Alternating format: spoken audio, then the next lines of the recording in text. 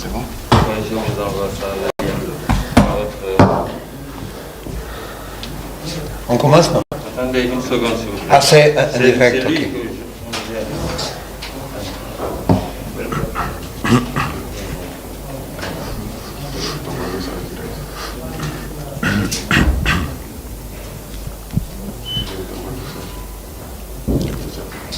C'est en haut. Alors, tu n'as pas enregistré. Oui. C'est bon? C'est bon. Ok.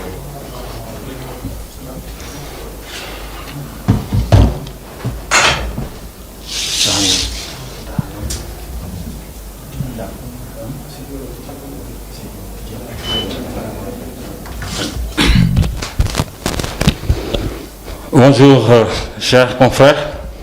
Nous en sommes à la conférence de presse d'avant-match de la première rencontre de ces éliminatoires du Mondial Qatar 2022. Match opposant le Sénégal au Togo.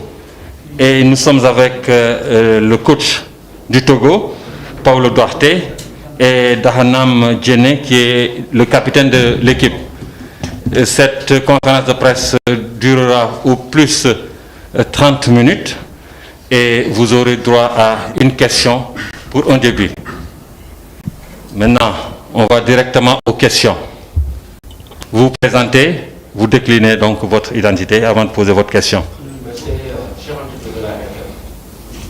le capitaine, je demande très rapidement l'état de forme des éperviers à quelques heures du match. Merci. Tout d'abord, c'est une nouvelle ère pour nous, avec la venue d'un nouveau staff et une équipe très jeune.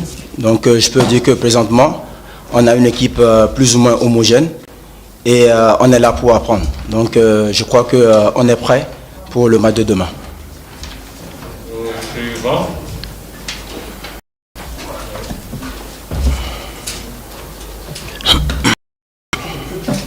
Oui.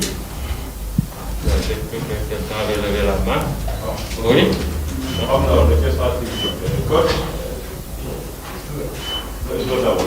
D'accord. Non, oui, au jour d'abord. D'accord. Vous avez eu quelques blessés. Est-ce que vous pensez que ça va porter un coup à votre groupe? Oui, bien sûr, parce que une équipe, ça se joue pas seul. Raison pour laquelle on appelle ça une équipe.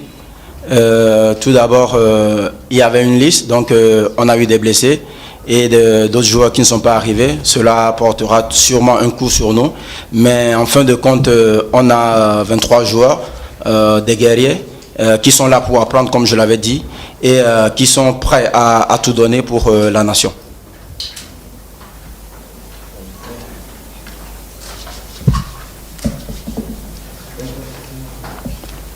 Oui.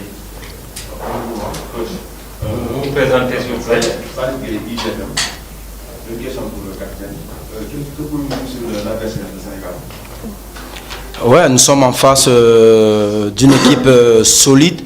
Je peux dire qu'il y a des qualités individuelles et des qualités collectives. Donc, on ne s'attendait pas à mieux. Je crois qu'ils ont aussi un effectif qui est là. Tout le monde est là. C'est l'équipe favorite, sans vous mentir. Le Sénégal part favori.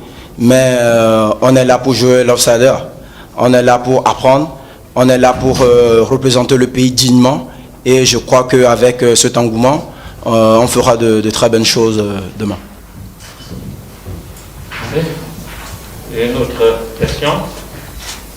Alors, s'il n'y a plus de questions avec le capitaine, on va continuer avec le coach, Paulo Duarte. Une seconde, oui, vous déplacez. Non? Faire quoi? Ou bien, coach, vous venez simplement, ce sera plus facile.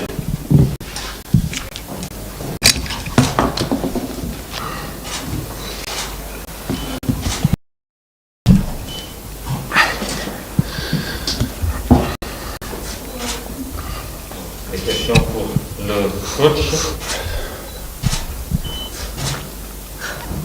Bon, si vous n'en avez pas, j'en ai une. Alors, coach, demain, vous jouez avec le Sénégal. Nous savons que le Togo a été éliminé en Coupe d'Afrique, donc ne partira pas en Coupe d'Afrique. Et vous êtes pratiquement dos au mur. À quel genre de match est-ce que vous allez vous attendre demain? Bonsoir à tous, merci pour l'opportunité, merci pour votre présence. Première, parler du Togo pour le demain. Il ne m'intéresse pas parler du Togo avant. Le Togo, tout le monde sait qu'il n'est pas qualifié déjà à 2 cannes consécutives. Ça, c'est déjà passé. Maintenant, il faut qu'on regarde direct et on regarde devant nous qu'est-ce qu'on peut gagner, qu'est-ce qu'on peut faire pour cette équipe nationale.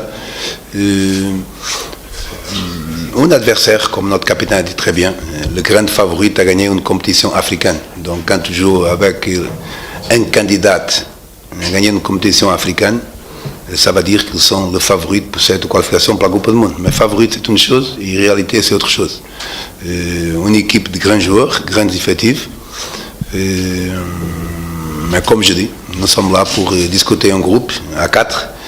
Avec toute notre arme disponible sur cette match et surtout dignifier le maximum le nom du Togo à un niveau que les Togolais sont habitués. C'est donner le parfum de son football africain, le parfum qui est perdu dans les dernières 5 ans. Et voilà, et c'est cet objectif, c'est chercher tout le match pour gagner, chercher tout le match avec l'objectif de faire le meilleur. Et faire le meilleur, ça veut dire dignifier le football, dignifier le pays et voir quel est le meilleur résultat qu'on peut amener ici. Oui. Voilà, coach, vous êtes certes en reconstruction, mais apparemment depuis le tirage, vous ne semblez pas craindre le Sénégal. Cela veut dire que vous avez assuré le travail psychologique auprès de vos joueurs. Je n'ai pas compris la question. Nous sommes en rénovation, oui. Vous êtes en reconstruction, mais depuis le tirage, vous semblez ne pas craindre le Sénégal. Craindre, ça veut dire quoi, pardon? Vous n'avez pas peur du Sénégal? Peur? Oui. Non, on n'a pas peur. Qui a peur ne peut pas être dans le football, que ce soit le joueur, que ce soit l'entraîneur. On sait qu'on parle d'une équipe, pour moi, c'est un coup de doute, c'est un coup de problème de le dire. Pour moi, la meilleure équipe africaine dans le moment. Dans les effectifs quantité, qualité et titularité. Parce que ce n'est pas voir seulement jouer un grand club, mais parfois le joueur ne joue pas. Si vous voulez, j'ai ici une liste que je peux vous donner. Les dernières 2 ans et demi, le Sénégal a appelé plus de 55 joueurs. Dernières 2 ans et demi. Plus de 55 joueurs qui jouent pratiquement dans la meilleure ligue de l'Europe, Allemagne, France, Espagne, Turquie, Belgique, et pratiquement tout le monde est titulaire. Donc on parle de joueurs de Ligue 1, plus de 50.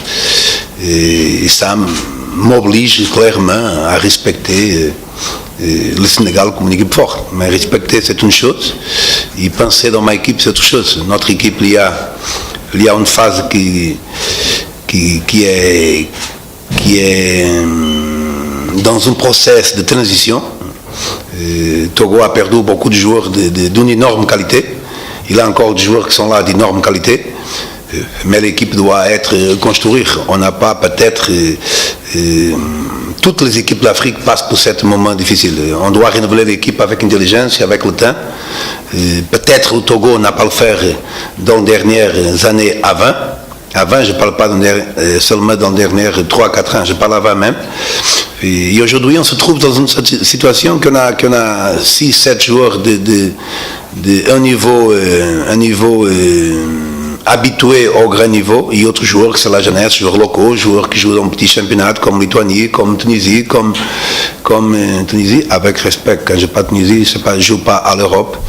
Donc nous sommes en train de renouveler une équipe qui n'a pas pensé à ça avant. Donc il faut préparer l'avenir avec cette rénovation, avec cet équilibre, mais en même temps faire le possible, le résultat possible, parce qu'on doit renouveler, mais en même temps on doit gagner. Donc ce n'est pas une question de peur, on n'a pas peur de quelqu'un, on a le respect pour l'adversaire toujours, comme je suis sûr que le Sénégal va nous respecter. C'est ça le football. Le plus fort, on se voit sur le gazon, on ne voit pas sur les équipes, sur le nom, on voit sur le gazon. Et on a l'exemple, Extani, je ne sais pas dire le nom du pays, l'affaire nul ici. Donc si vous demandez avant un joueur sénégalais si c'est possible de faire un partout, ils vont dire que non. Football c'est pas mathématique. Quand tu penses que c'est difficile, c'est facile. Et quand tu penses que le match est facile, va être difficile. Donc 90 minutes, il y a un Togo qui va se battre avec tout le cœur, qui va se battre avec la maxime concentration possible pour faire un bon résultat. Et oui. Alors, il est toujours dans le staff technique? Pardon? Alors, non. Bonjour coach, bienvenue au Sénégal. Merci. J'ai une question, vous vous rappelez un peu vous avez sûrement des souvenirs de vos rencontres avec le Sénégal. La dernière fois c'était lors des événements de la Coupe du Monde 2018. Vous avez été éliminé par le Sénégal. Est-ce que vous avez encore regardé cette élimination? Non, Sénégal, j'ai trouvé Sénégal dans mon groupe Burkina Faso. C'est cette groupe qu'on parle, la Coupe du Monde, à 2 matchs à la fin, un match en première. Vous vous rappelez que le Sénégal a rejoué un match contre l'Afrique du Sud, un match qui a été rejoué une année après à cause d'un penalty. Mais c'est le football, donc on a raté la Coupe du Monde à cause d'un match qui est rejoué. Le Sénégal a gagné le match encore. Normalement, on ne regarde pas ça. Partout dans le monde, c'est la première fois que ça s'est passé dans le monde. La FIFA a déterminé de rejouer un match un an après et un match à cause d'un penalty. Donc cette décision, c'est une décision uniforme. Il n'y a pas de championnat qui va terminer, qui va arriver à la fin parce que chaque journée, il y a toujours 2-3 penalties qui sont penalty. Dommage pour nous, c'est une félicité qui a joué la Coupe du Monde, mais une équipe que je connais. Pour moi, je dois compter sur ma force, sur mes joueurs, sur la tactique, sur la stratégie, et valoriser mon effectif, valoriser mon point fort et chercher le point faible de cette équipe sénégalaise qui a toujours des points faibles. Oui.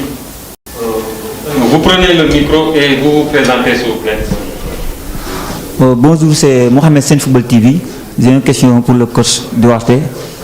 Bonjour coach. Bonjour. Est-ce une bonne nouvelle pour vous de jouer sans public? Est-ce que c'est une bonne nouvelle? Est-ce une bonne nouvelle de jouer sans public? Je n'ai pas compris. Non, pas du tout, pas du tout. Je pense que même si vous questionnez un joueur qui joue sans public, ça veut dire que ça ressemble un entraînement. Un public, c'est la partie essentielle, je pense, de match de football. Première, c'est le joueur journaliste sportif. Sans le joueur, n'a pas de public. Sans public, le match n'est pas le même. Donc, je pense que la fête du football, c'est exactement ça.